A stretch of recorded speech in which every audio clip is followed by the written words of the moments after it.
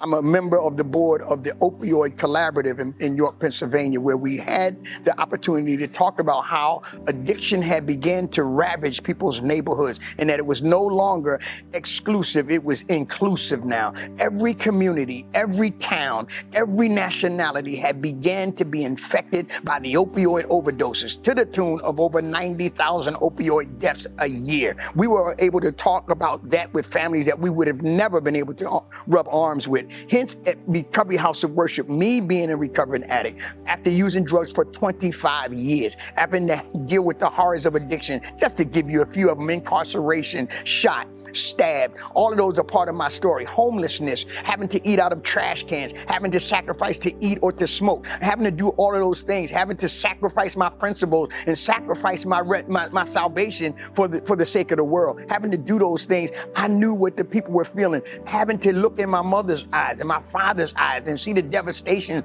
in their eyes after dropping out of college, and they saying, "This is not the life I wanted for you." I can relate to those mothers and fathers who are in the communities outside my own community and help them understand that it's not the way you raised your child. You're not doing a bad job as a parent, but the decisions that we make as addicts, you'll never understand if you've never been impacted by this disease, this sin that we suffer from. And until you can look at it from that perspective, you can't help your child. Let us help your child.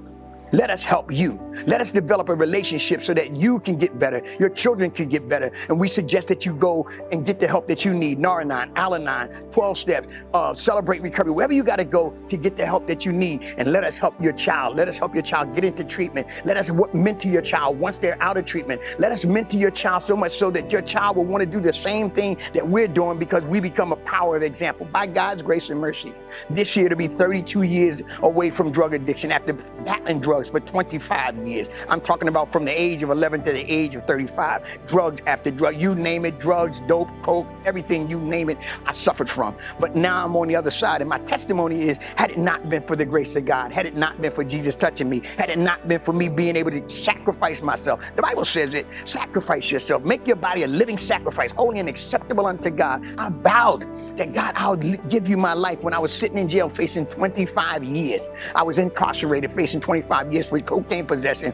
handgun possession. Over and over, I had done the same thing over and over and over again. And I was sitting in jail this time facing 25 years. I vowed to God that, God, if you'll get me out of this, I will dedicate my life to you. Hence, I got to the church. I got out of jail only having to do 2.5 years. By God's grace, God's hand stepped in, and I ended up at that church in 1998 when I got out of jail, rededicating my life to Christ, because I knew I owed. So I wanted to pay God back. I wanted to pay community back. I wanted to pay the penal system back. I wanted to pay the people who had harmed. I wanted to pay them back. And hence we started the Recovery House of Worship with momentum, saying that if we could do it, you can do it.